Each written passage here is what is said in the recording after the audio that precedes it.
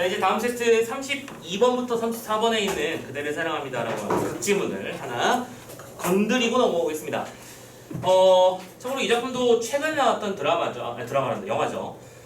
요즘 수능 특강이나 수능 완성에 최근 작품들이 종종 실리는 경우가 있는데, 선생님 그러다 보니까 개인적으로 이 작품은 수능에 출제될 확률이 높지는 않다라고 개인적으로 생각하는 그런 지문입니다. 왜냐면 최근 작품들은 아무래도 완벽하게 연구가 제대로 되어 있다고 말하기 좀 어려운 부분도 있어서 그런 부분이 있어요. 누차 말씀드리지만 평가위원들의 어떤 성향이란 말은 좀 웃기고 뭐라고 표현하면 좋을까? 그러니까 너무나 내기 좋고 어떤 문학적 위협이 있고 문학적 어떤 의의가 있는 작품들을 수없이 냅두고 굳이 최근 작품들을 건드릴 이유는 없다라고 생각한다면, 이 작품은 그냥 그래 이런 걸 배웠음. 오케이. 그러니까 우리 만에 하나라는 걸 항상 생각하는 거니까 이런 작품이 있었고 중심 내용이 이렇게 흘러가는 것이었고 여기서 특징적인 요소가 이런 것이었다 정도까지만 점검하고 넘어가는 식으로 할게요. 자, 그대를 사랑합니다. 문제를 먼저 똑같이 볼까요? 자, 문제 구성을 보자. 총 3문제 나와 있고요. 첫 번째 문제에는 윗글에 대한 설명인데, 가에서는 나에서는 이렇게 두 가지로 묶었어. 그러면 여러분들 보자마자 이런 센스를 발휘해야죠. 선택지 1, 2, 3과 4, 5를 묶으세요. 그래서 가집은 세터를 읽고 1, 2, 3번 지우러 오고 이런 식으로 왔다 갔다 하면 좋겠고, 이때 벌어진 일은 뭐죠?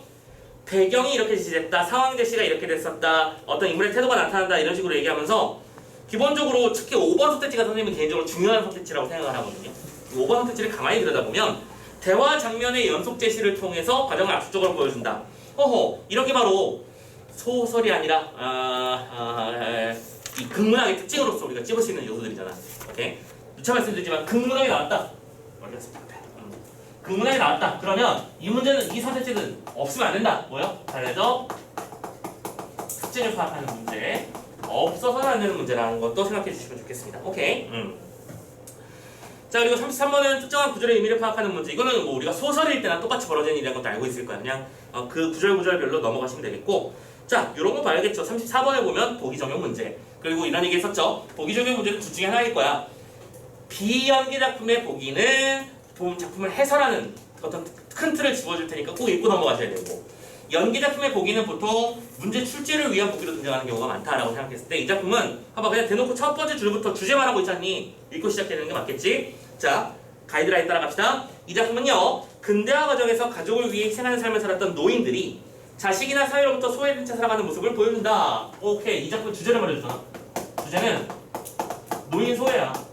그리고 아마 문제 풀어와서 알겠지. 지문의 내용을 읽어보면 뭐 아들내미 딸내미들이 꼭 부모님 모시고 살게요 라고 얘기했지만 결국에 다 버리고 떠나버렸잖아. 그치? 그래서 노인들은 경제적 곤궁을 겪으면서도 주민들에게 짐이 되지 않기 위해서 스스로를 돌보려 노력하지만 쉽지 않은 현실 속에 외로움과 고통을 겪기도 한다. 이러한 상황 속에서도 서로에게 외탐을 전하고자 노력하면서 삶의 희망을 찾으려는 노인들의 태도는 우리들의 감동을 전한다. 노인이 소외되고 있지만 그 노인들은 나름대로 스스로의 노력을 통해서 이겨내려는 노력을 통해서 우리에게 어떤 애틋함을 전달하고 또 감동을 전달한다. 부모님이잖아. 그치? 부모님들은 자식이 안 되길 바라는 부모님은 많지 않을 거예요. 물론 패륜적인 사람 지대가 존재하지만 그런 특성 케이스를 제외하고는 부모님이 아들이 이렇게 살고 싶어요, 딸이 이렇게 살고 싶어요 라고 했을 때 싫다고 하는 사람은 없으실 거죠.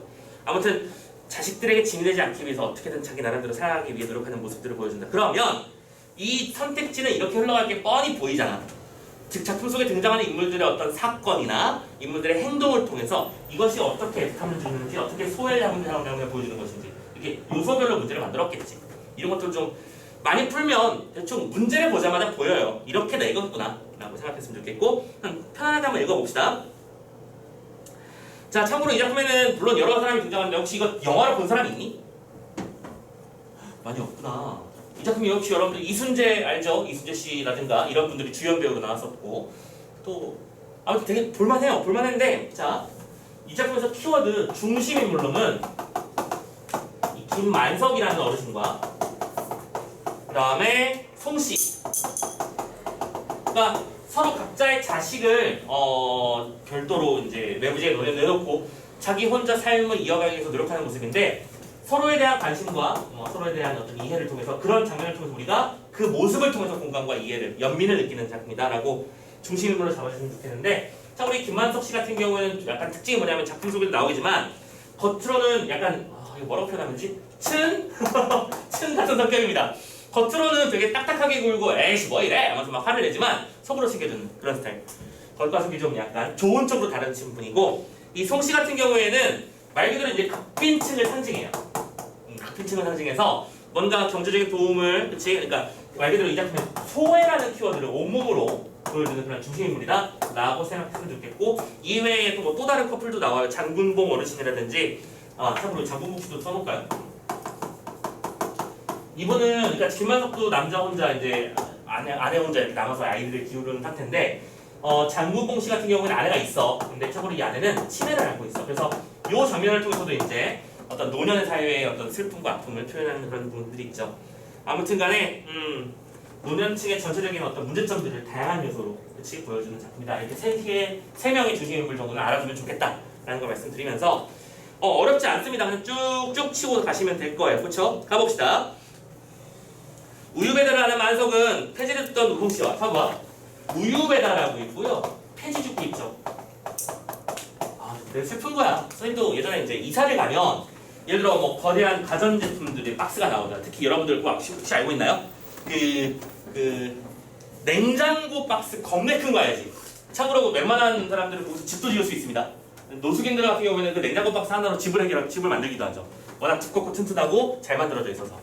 예전에 그런 일이 있더라고. 선생님이 이제 이사를 딱 갔어. 근데 빌라였는데 박스가 이모저것 되게 많이 나왔을 거예요. 선생님 집에서. 그치? 새로 가전들을 들여놨으니까. 들여놓고 나서 밖에를 내놓고 이제 집안 정리하고 있는데 밖에서 막 싸우는 소리가 들리는 거야. 이년아 저년아 이 새끼야 저 새끼 막 싸워요. 뭐지? 하고 내려봤더니 선생님이 내놓은 그 박스 있잖아. 박스를 놓고 어르신 3명이서 싸우고 있는 거야. 한 명은 이 구역은 내 거다. 한 분은. 또 한 분은 이 구역에서 내 거니까 어딨냐. 내가 먼저 왔다. 나머지 한 사람은 약간 요즘 번외자처럼 들리긴 하는데 그런 거 저런 거 다 필요 없고 여기 전체적으로 내가 봤을 때 이 사람이 편에 맞아야 했다 저 사람 편에 맞아야 했다 이런 싸움 북돋는 사람 이렇게 3명이 있더라고.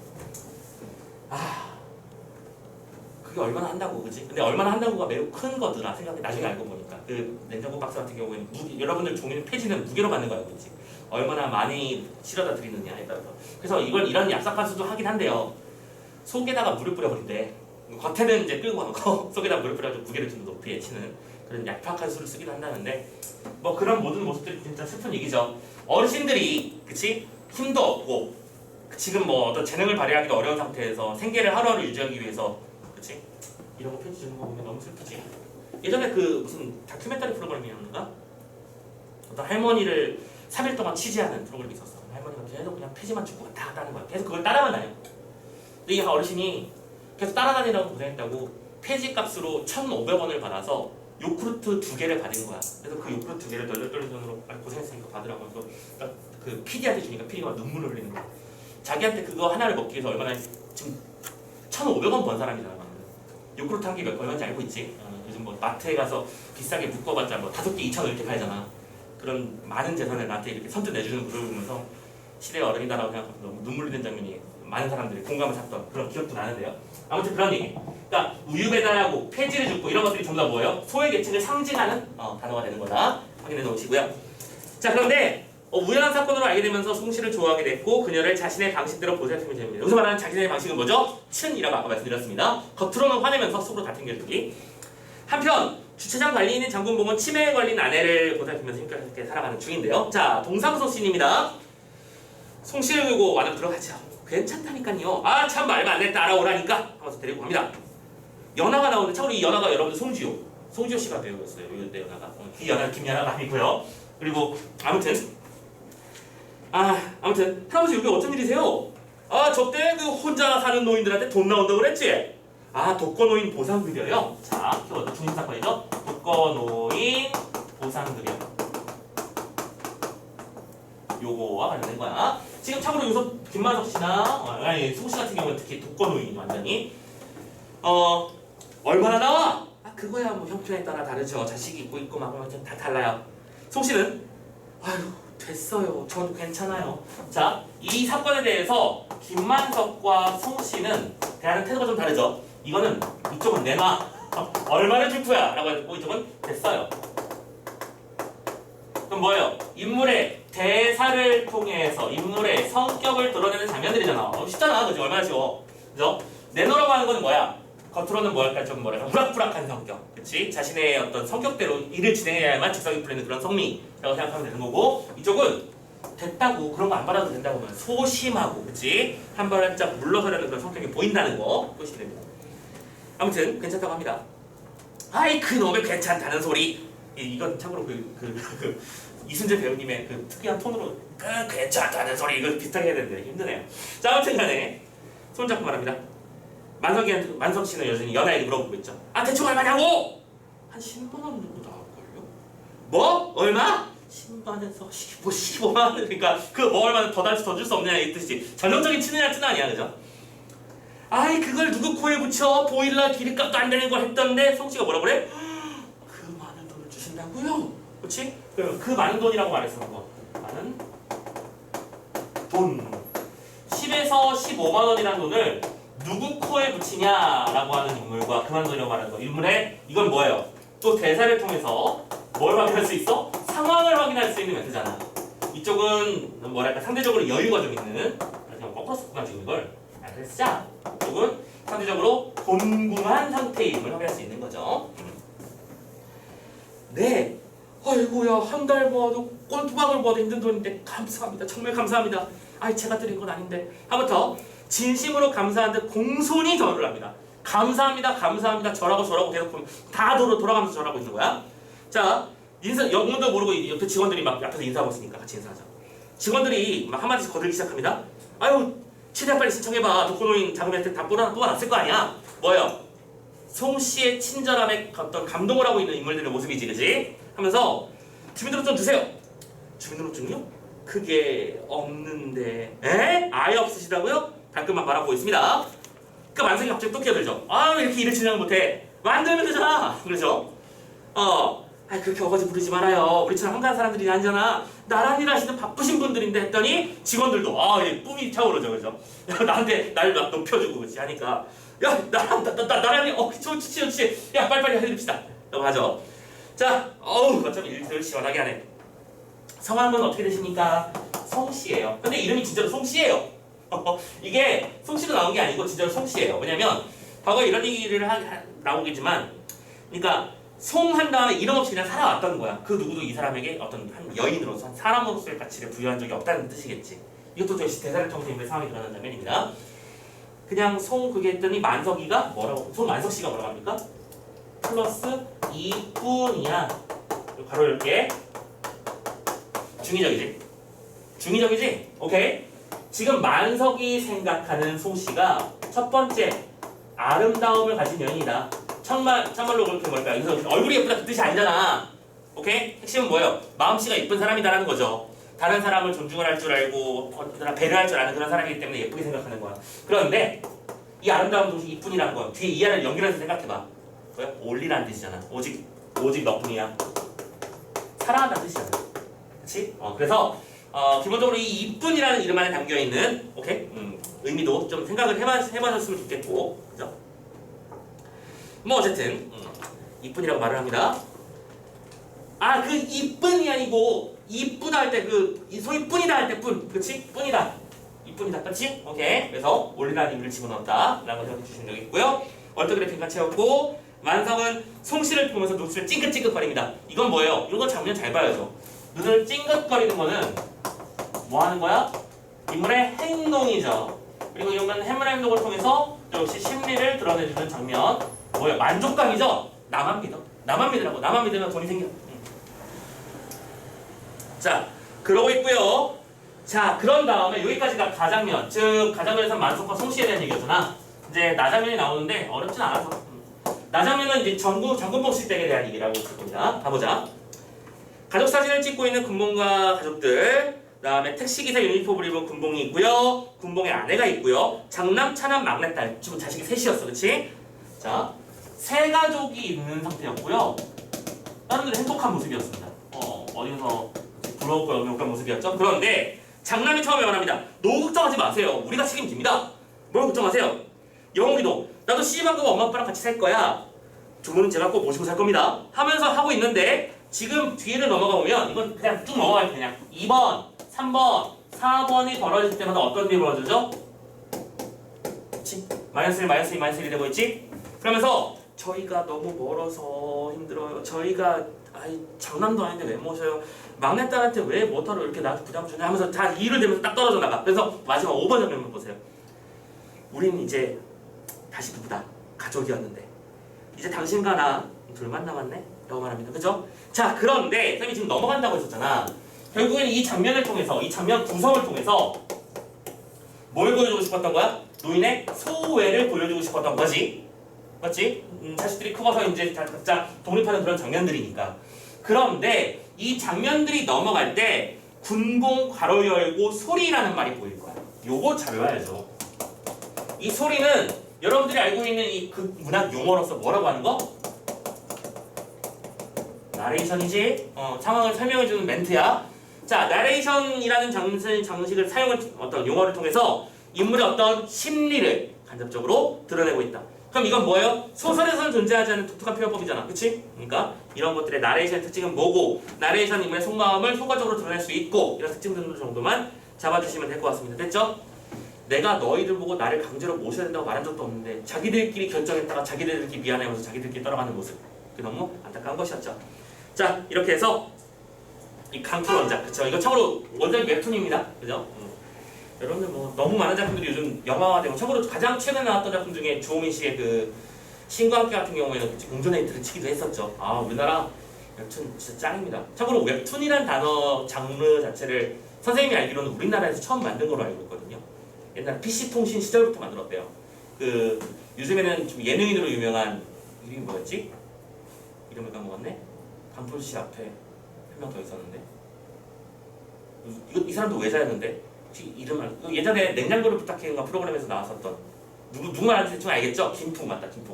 김풍 장관 같은 사람들이 거의 선조 같은 역할을 해서 우리나라의 웹툰 사계를 생태계를 많이 바꿔놨죠. 만들어냈죠.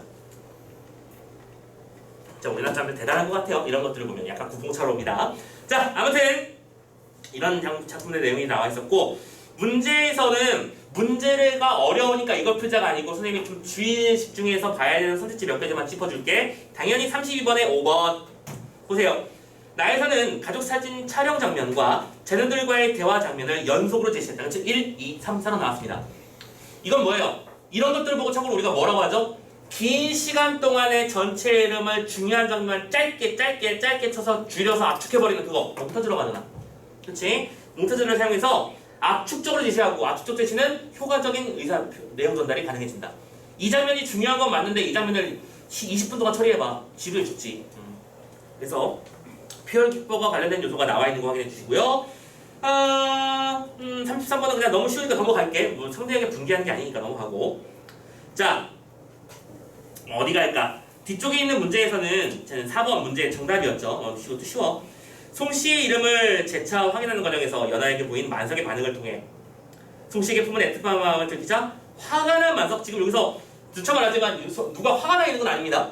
이거는 그냥 말 그대로 그냥 오해를 유도한 거죠. 김만석이 약간 큰 소리를 지르고 계속해서 좀 강압적인 태도를 보이는 듯한 느낌이 드는 이유는 그냥 인물의 성격이 그런 거야. 누구를 해치기 위해서 큰 소리를 치는 게 아니라 누군가를 돕기 위한 큰 소리이기 때문에 좀 애정어린 시선으로 바라볼 수 있다는 거, 그렇게 생각을 합니다. 자, 아무튼 이렇게 해서 34번 문제까지 있는 지문들을 봤고요. 참고로 여러분들 정말 혹시 몰라서 여러분들 보조자료에도 그대를 사랑합니다의 또 다른 장면들을 집어넣어놨으니까 그냥 이런 장면도 있었구나 정도만 체크를 해주시면 좋겠어요. 참고로 이 작품의 제목이 그대를 사랑합니다잖아. 좀 딴 얘기지만 살짝만 얘기할게.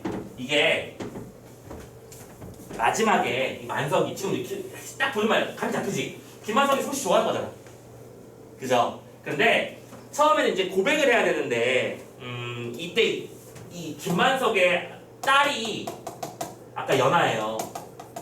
그러니까 연하도 김만석이 자꾸 송씨를 데리고 뭔가 여기저기 다니고 막 하는 거 보면서 아빠 저 사람 좋아하는구나? 이렇게 눈치를 채요. 그러면서 이제 조언을 서로 구하는 상태가 됐을 때 사랑합니다라고 고백을 하고 싶은 거야. 근데 고백을 해야 되는데 이것도 막 어른들도 당연히 노인들도 사랑의 분명히 감정이 똑같이 있는 거니까요.